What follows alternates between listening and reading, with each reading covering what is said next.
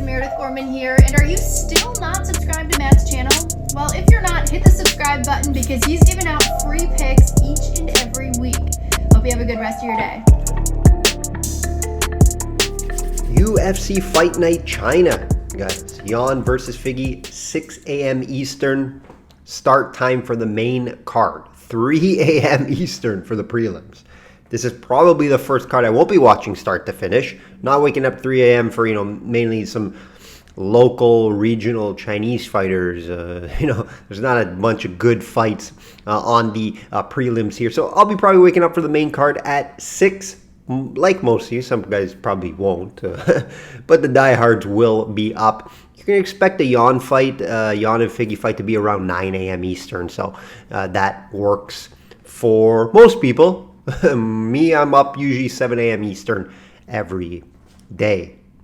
I'll be going over the main card like usual, provide my free picks, leans, price talk, fades, and more. Systemsportscapping.com or link.me/systemcapping for client opportunities. Receive my personal plays in all sports, right? Don't just handicap UFC, not a one-hit wonder over here. Currently handicapping UFC, NFL, PGA, DP World Tour, just over. Finished nice with a nice Rory outright winner. And NHL also at low volume. If you're listening on audio platforms, please rate and share. A lot of my listeners are over there on audio. I do appreciate it a ton. If you're watching on YouTube, please like this video. And hello to everybody. UFC 309 recap. Jon Jones. Jon Jones is a story. Continues to be the GOAT of fighting in general. No surprise he won that fight, right? I was on him by finish to improve that price in a 2-fight parlay. We parlayed him with Charles Oliveira. Glad I didn't get greedy and take Oliveira by finish. I did think he would finish the fight, right? It was 5 rounds. I actually forgot it was 5 rounds. Sometimes they do co-main events 5. Oliveira was able to last a scare. There was a scare there in the 5th round. Chandler showed that toughness. He almost came back and finished Oliveira. Oliveira went through 4 rounds cleanly, used some takedowns, used his striking. Good overall game plan from Oliveira to win that fight. Wouldn't be surprised if he's next for the title shot. Moving back to 70% on 2-fight parlays, guys. This is long term now. This is 2023 and 2024. Right? Again, I put 2 of my favorites usually together. You get it around plus money. Right? Avoid that big price. Has been very profitable for me long term. What a kick by Jones. Spinning heel kick. He's been working on that too, right? He showed screenshots of him practicing that kick in the locker room before coming out. He hired a Taekwondo coach to learn that kick. So that was the game plan. Work Stipe's body. Very smart. Because Stipe can take a lot of punishment to the head, that big head of his, right? Right, big target. But that means he was able to take a lot of punishment over the years to his head. So work his body at 42. Great game plan by Jones. Just very smart fighter. The IQ is out of this world for Jon Jones. He even got the takedown early in the 1st round. Could have maybe got a submission. I had a very small unit on a submission prop due to being in the plus 200s. But he ended up getting the TKO on the feet. Just an impressive all-around victory. Love to see him against Aspinall. I don't know if it will happen. I kind of get why he doesn't want to just fight at Aspinall. I do get it and I don't. You can call him a duck for sure, but he's towards the end of his career and he can pick who he wants to fight at this point. Right? Do you want to fight that upcoming hungry guy who's a lot younger than you, faster than you, and very well-rounded? I don't know. I don't know at the end of the day, right? So I get Jones' standpoint. A few surprises, though. It wasn't a clean card, and because of this, there was no profit around even. Few surprises. Bo Nickel not finishing the fight. I was on Bo Nickel to finish via TKO KO. He hurt him there in the third round. Just didn't go for it. And he actually didn't mix any takedowns, so the threat really wasn't there. I would have liked Bo Nickel to at least attempt a few takedowns, make that threat there instead of just trying to win by points on the feet. Now, it did show a more, rounded skill set for Bo and did show that he is working on the striking, but, Craig's been hurt multiple times on the feet, so I did think that was going to happen throughout the fight, and it just didn't get there. So, Bo's not ready for that big fight. I think some people have different expectations from him. He's only 7-0, guys. If he went in there against Khamzat Chimaev would absolutely beat him right now, any day. Right? He's not at that level yet. So I do think the UFC is smart how they're bringing him along, right? I think Craig was the next good step. And, he won 3 rounds very clearly. I thought he would find a finish. Another surprise was Silva. She was winning the fight and then gassed in the third round. Didn't look good in the third round. Gassed out. And couldn't keep her winning streak alive. So now that was her first UFC loss, guys. Keep that in mind. Let's get right into it. Shop around. Have multiple sports books. Like I always mention. Have multiple books. Get the best price out there. Main event, Jan, -334 versus Figgy, +250. This should be a great fight, guys. The line here, though, yikes, it's off. I do my own lines, like I mentioned before, looking at the market lines. I had Jan 2-1 here. Figgy's been looking great coming up in weight. I believe Jan should be favored. Like I mentioned, 2-1 still a big favorite, right? But at 334, difficult to bet, right? You got to get creative with a 2-5 parlay if you really do like Jan.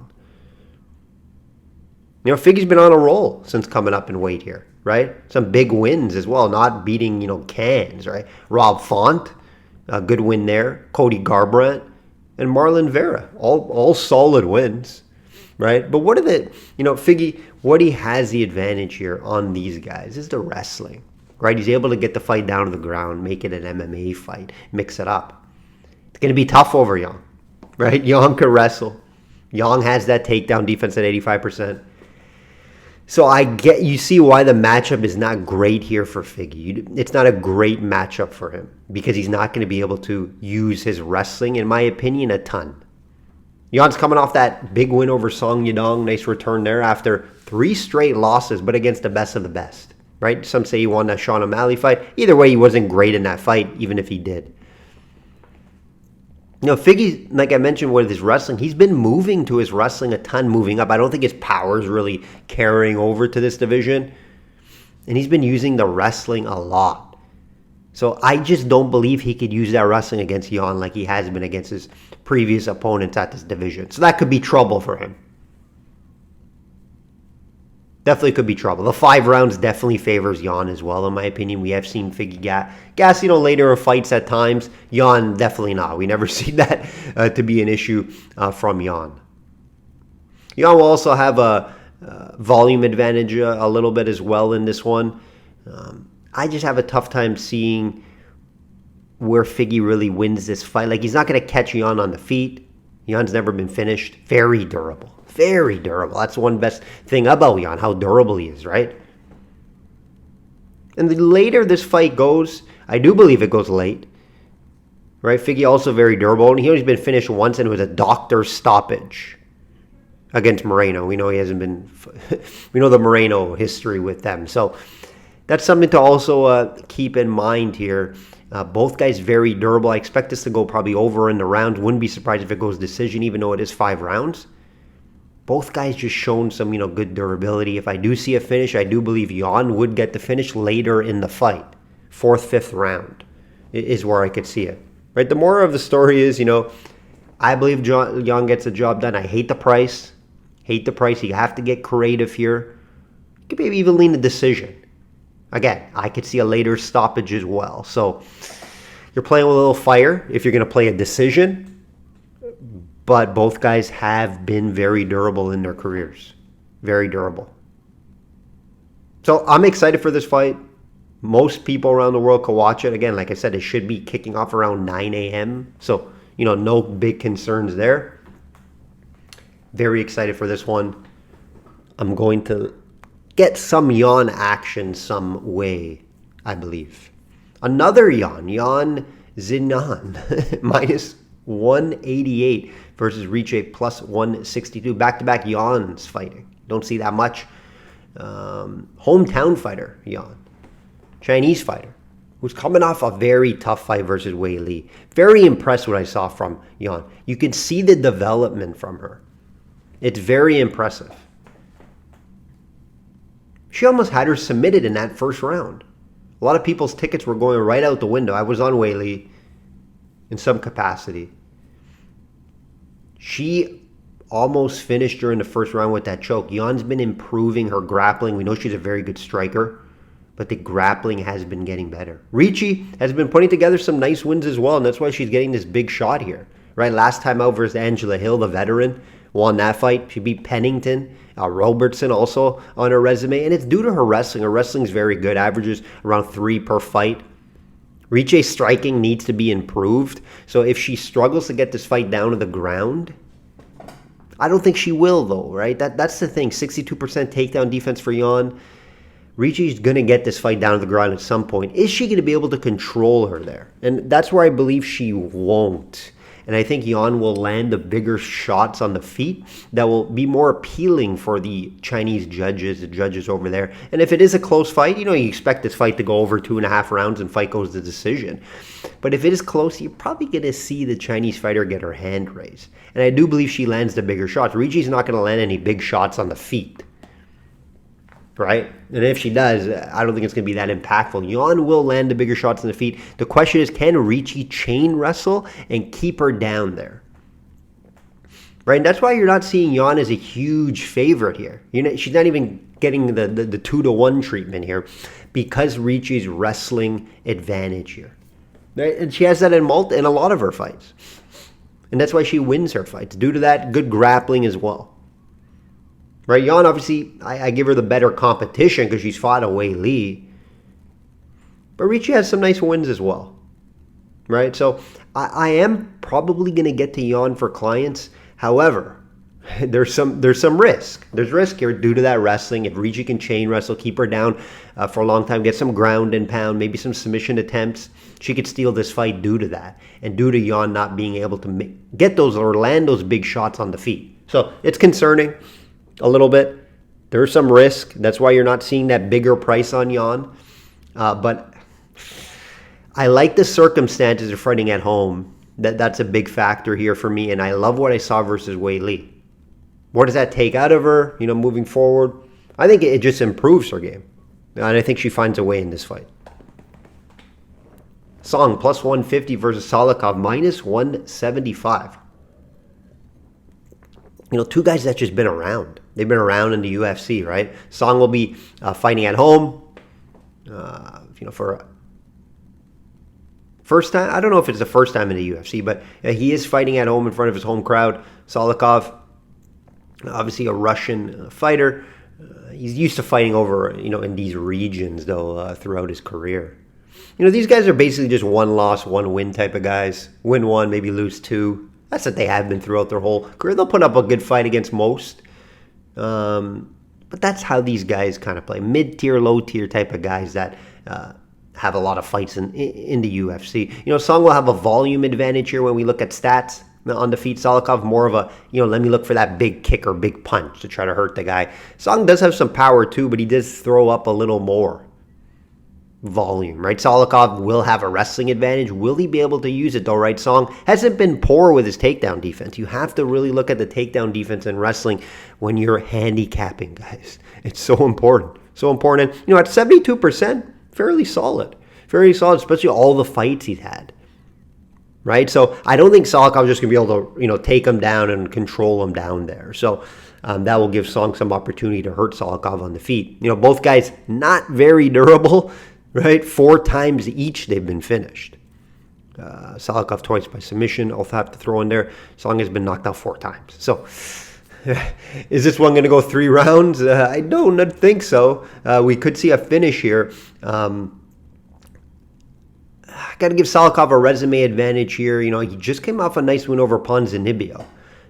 I know Ponzinibbio at the back end of his career. Salikov's not older fighter too, but Ponzinibbio is a commentator now, a little behind.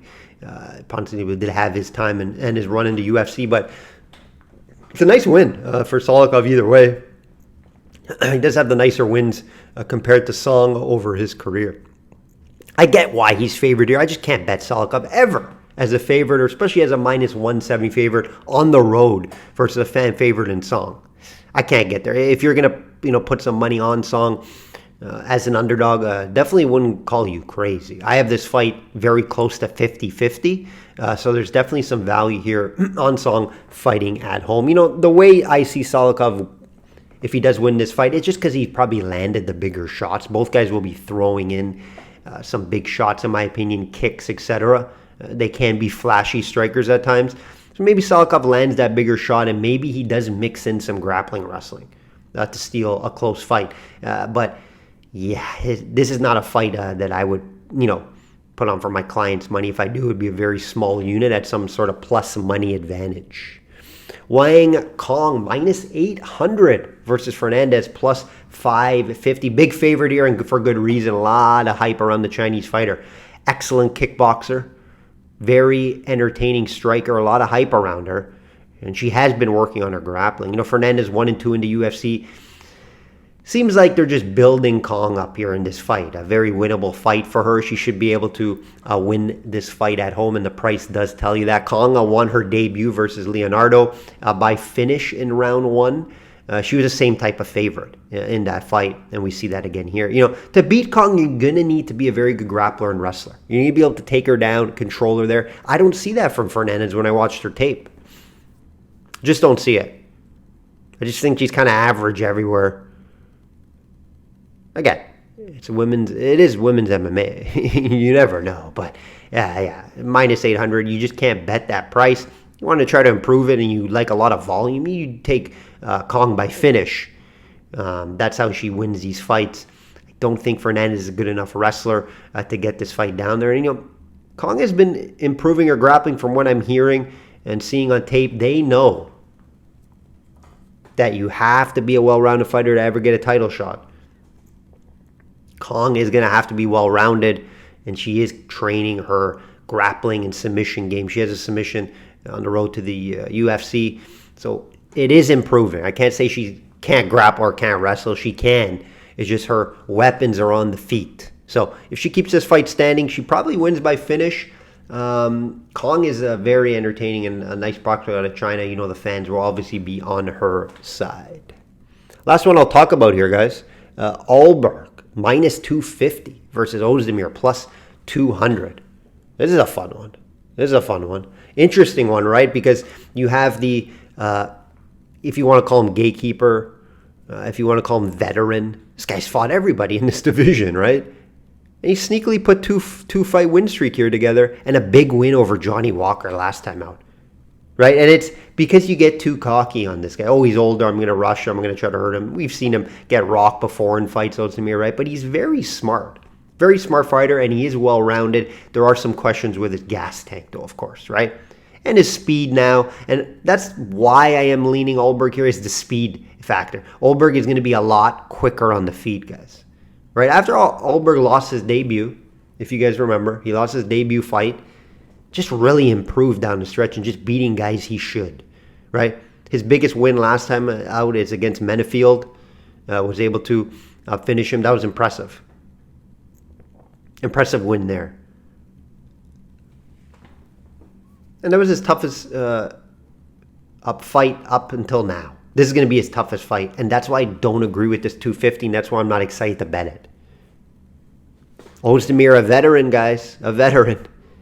Right? Looks for that finish. The thing is, though, I have a hard time seeing how Ozdemir usually fights, right? He looks for that early finish. He hurts guys on the feet. I don't really see him hurting Alberg on the feet. I think he's going to be quicker. I think Alberg's defense is very good on the feet. I think he's going to be able to avoid that big shot. Now, is Ozdemir going to use his wrestling and grappling? He does have that in his back pocket. And we know Alberg, that's where you can probably exploit him. They haven't really gave him a pure wrestler yet, but Alberg has been improving his takedown defense and his wrestling and grappling. So, yeah, I do believe he wins this fight. I just hate this price. It's very difficult to get. I don't think he's warranted this price against such a savvy and tough veteran in Ozdemir. So the only way I could look here in this fight is you may want to take Alberg by finish, but Ozdemir could hang on. Ozdemir could hang on in this fight. We've seen some decisions. Even though the last 2 fights have gone 1 round, and Ozdemir, the problem is, and why I like Alberg, I think he does get a finish at some point in this fight, is because he does gas, right? Last 2 fights only went 1 round for Ozdemir. He's looking to finish fights quick, and if he does that against Alberg, he could get caught. Or if he does try to finish him early in the first round and he doesn't, he'll be gassed in the second and third, right? So again, hate the price on Alberg. I like the run he's on. I like the improvements he's making. It is this toughest fight yet for him, though. I'm not ruling out Ozdemir on this fight. If some of you guys are taking a shot, you can get plus 200 out there on Ozdemir. I'm not going to call you crazy. I do believe he is live here, but I think Alberg wins this fight probably 7 out of 10 times. So is that enough to bet him at minus 250? Maybe in a 2-fight parlay, can't bet him straight, but maybe try to improve that price and get maybe Alberg by finish. Playing a little bit with fire there, but I do think Ozdemir is his game plan to come out in the first round quick and try to finish the fight. Then I think Alberg gets it. But if Ozdemir plays smart, maybe tries to get some grappling in, avoid the big power from Alberg, this fight could carry on later into the fight. I'm excited for this fight. This is probably when I'll be waking up around 6 a.m. So this fight I'm excited to wake up to. That will do it, guys. That will do it. Back in China for this card. A lot of Chinese fighters on this card, especially in the prelims, etc. So, if you're going to get up that early, 3 a.m., I just can't do it. Not enough good fights at 3 a.m., 4 a.m. to wake up to, but I'll be definitely up for the main card. Like I always say, guys, bet smart and know your limits. Enjoy this card.